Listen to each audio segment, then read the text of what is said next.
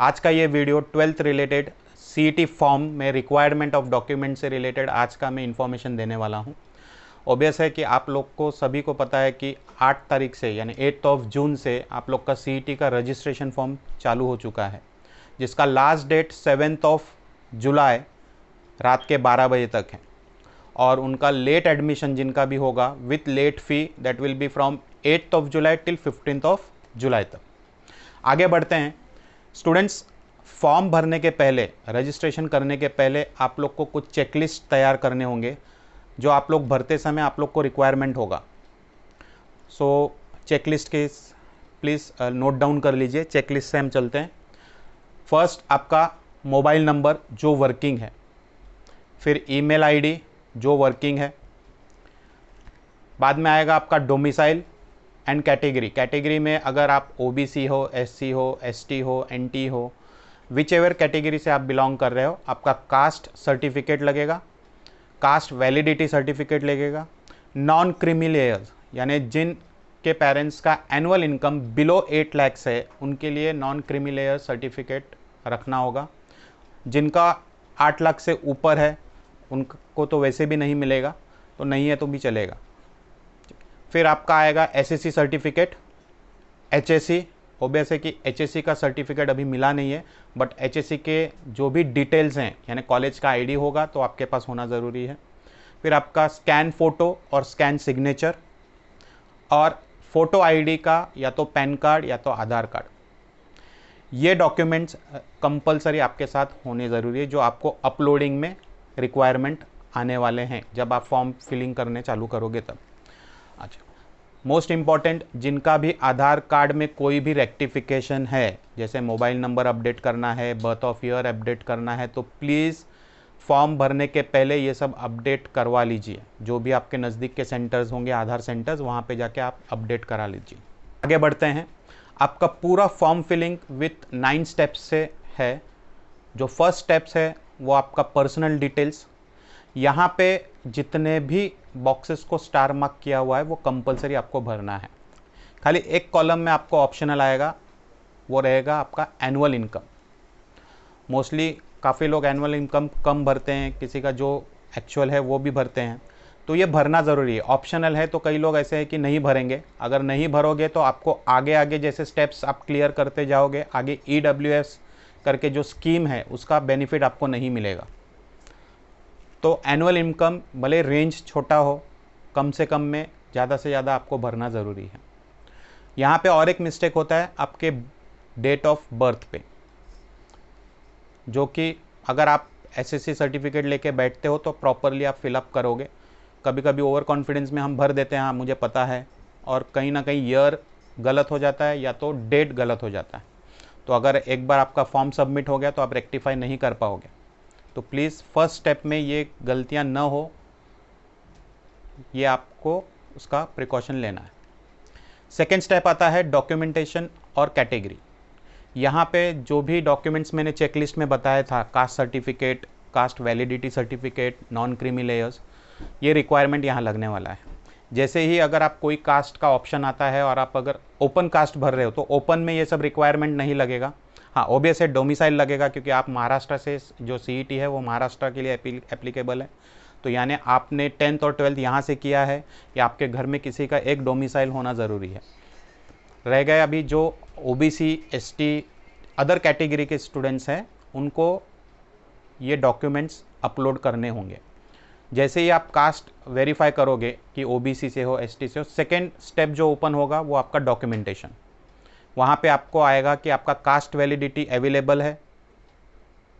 अगर आपके पास अवेलेबल है तो आपको अवेलेबल क्लिक करना है।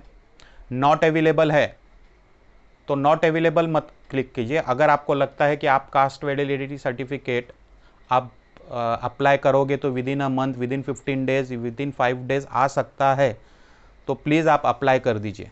तो वहाँ पे एक ऑप्शन होगा अप्लाइड बट नॉट रिसीव्ड, वो आप क्लिक कीजिए। वहाँ पे आपको एप्लीकेशन नंबर यानी जो अप्लाई किया है उसका एक रिसीट नंबर आपको एंटर करना होगा, और डेट ऑफ एप्लीकेशन का डेट एंटर करना होगा।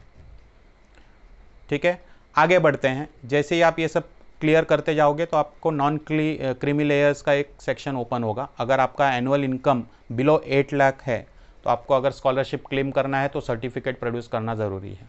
अगर आपका इनकम अबाव 8 लाख है तो वैसे भी आपको नॉन क्रीमी लेयर सर्टिफिकेट नहीं मिलेगा।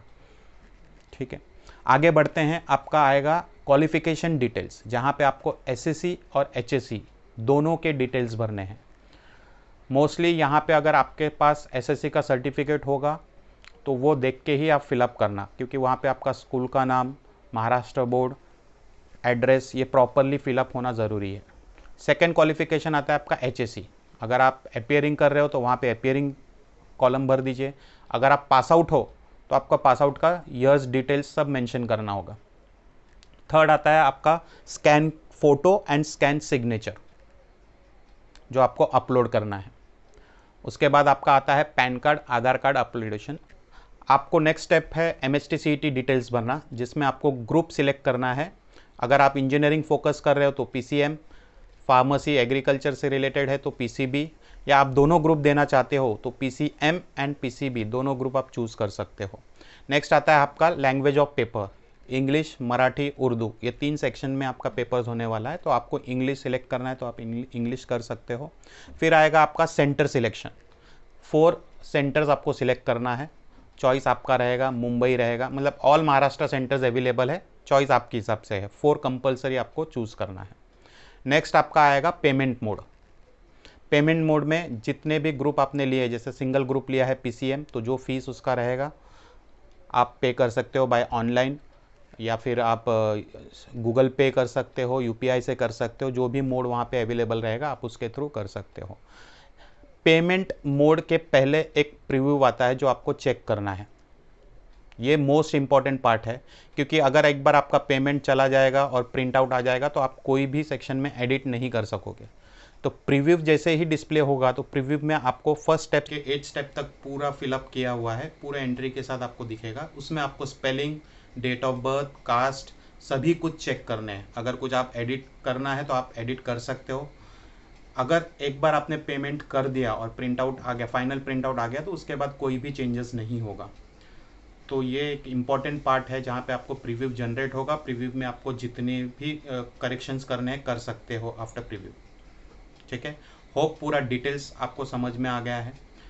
जितने भी कास्ट से रिलेटेड स्टूडेंट्स हैं, प्लीज़ आपका अगर डॉक्यूमेंट तैयार नहीं है और आपको लग रहा है कि आपका डॉक्यूमेंट्स अगर आप अप्लाई करते हो तो विदिन 15 डेज या मंथ में आ जाएगा, तो प्लीज़ अप्लाई कर दीजिए। अप्लाई करने के बाद जो एप्लीकेशन नंबर आएगा उसके बाद आप फॉर्म फिलअप कर सकते हो विद दैट एप्लीकेशन नंबर्स और डेट के साथ। जिन बच्चों को लग रहा है कि नहीं मुझे नहीं मिलेगा, मेरा कास्ट है बट नहीं मिलेगा, क्रीमी लेयर्स भी नहीं मिलेगा, कास्ट सर्टिफिकेट भी नहीं मिलेगा, तो आप ओपन कैटेगरी में कंसीडर हो गए। बट जिनके पास ये सब डॉक्यूमेंट्स नहीं है, कुछ भी नहीं है, तो आप ओपन से भर के EWS से आप अपना स्कॉलरशिप का एक बेनिफिट ले सकते हो। लेकिन हाँ, EWS का भी सर्टिफिकेट होना ज़रूरी है। वो आपको तहसीलदार से मिलेगा, जहाँ पे आपका इनकम सर्टिफिकेट वो देंगे, जो आपका 8 लाख से नीचे का इनकम होना ज़रूरी है। ओके, होप ये इन्फॉर्मेशन आपके लिए बेनिफिट करेगा और आपका आइडिया क्लियर हो गया रहेगा कि फॉर्म कैसे भरना है। अगर इससे रिलेटेड और भी कुछ क्वेरीज है, you can contact me. Thank you.